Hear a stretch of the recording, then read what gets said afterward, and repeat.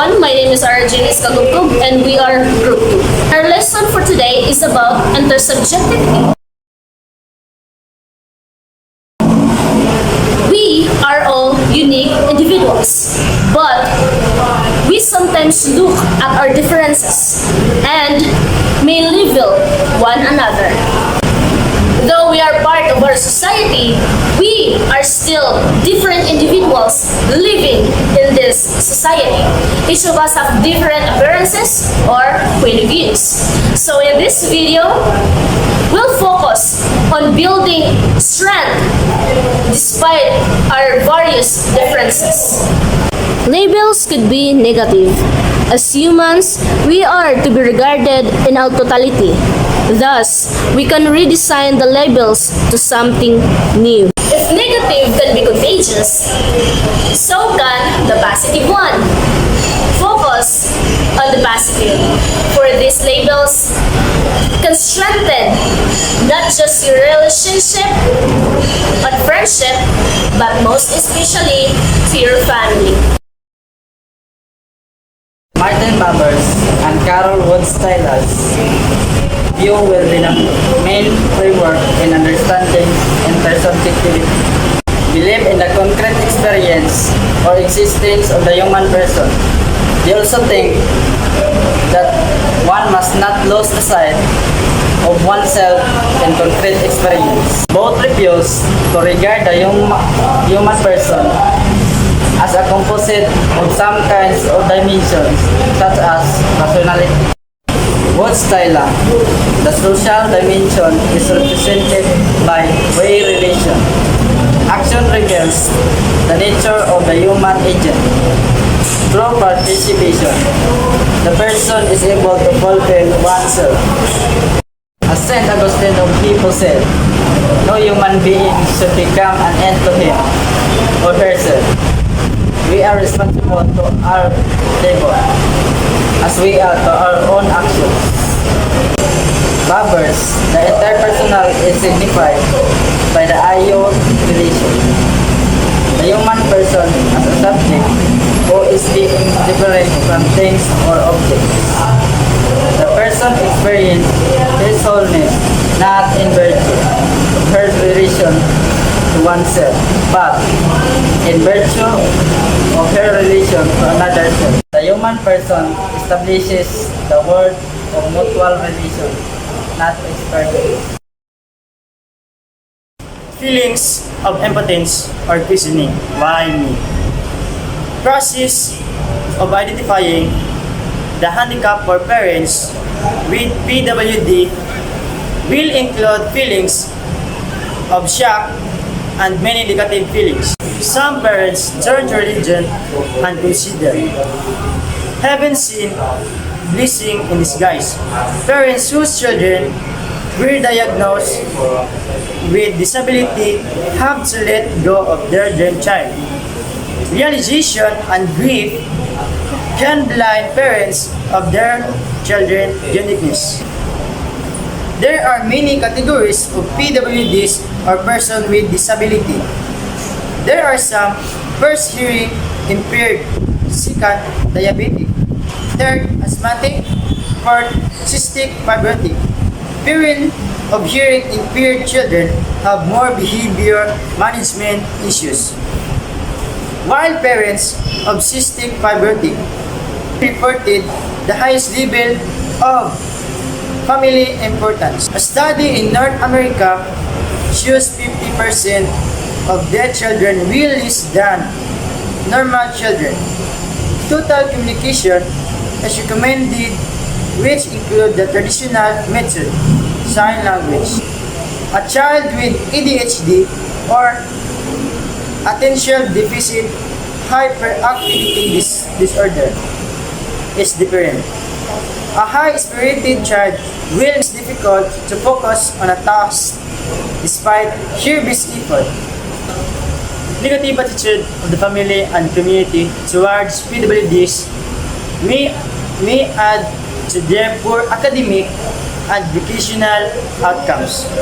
That is why, through positive and supportive attitudes toward PWDs. It is also an important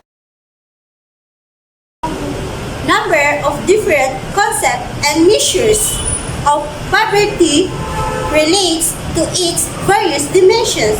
Each of these dimensions has a common characteristic: income, health, education, empowerment, and working condition. Most common measure of this underprivilege is income poverty, which is defined of terms consumption of goods and services. Poor health is also an important aspect of poverty. Globally, millions die due to AIDS, viruses, malaria, as well as a number of infant deaths from causes of diarrheal disease. Health deprivation has become focal point for underprivileged. Human rights are also relevant to issue global poverty.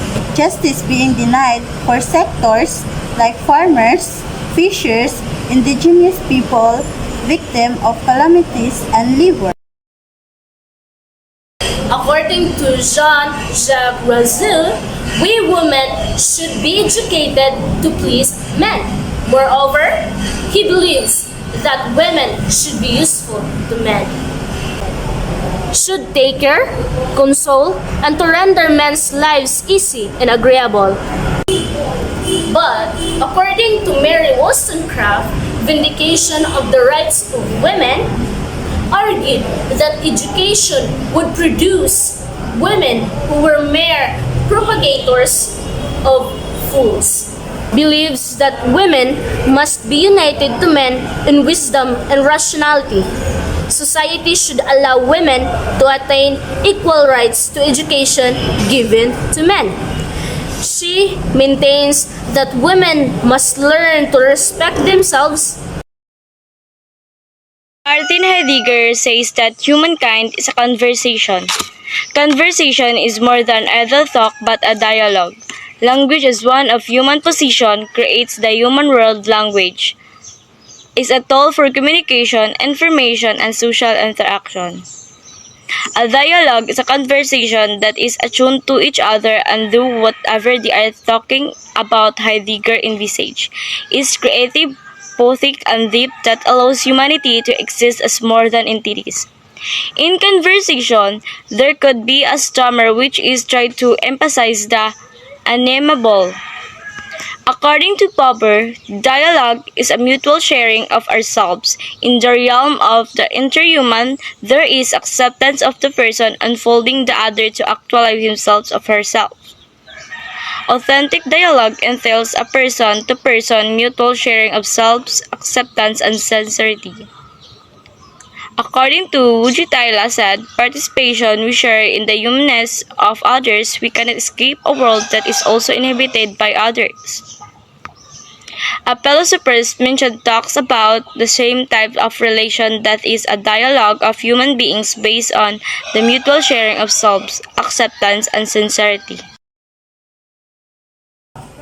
Philippine government support people with disabilities land a job, but in reality, PWDs face a countless of barriers in finding job, whether through inaccessibility of transportation in the workplace, discrimination, and a negative perception of their capacity.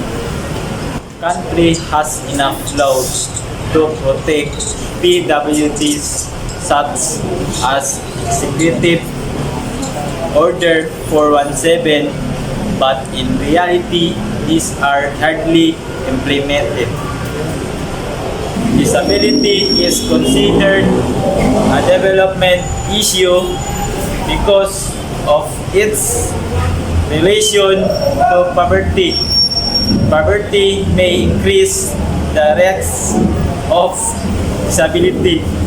People with disabilities incur additional expenses to achieve a standard living such as healthy care services, costlier transportation option, and special diet.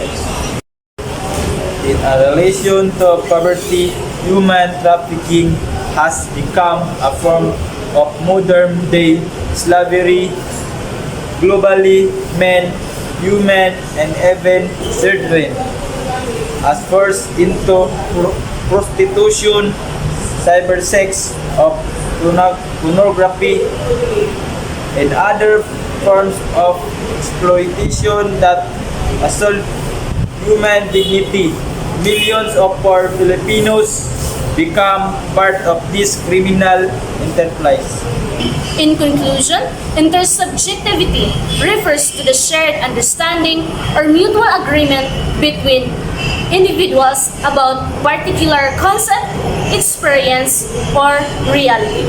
It's the basis for communication and social interaction where people acknowledge to validate each other perspective, beliefs, and feelings.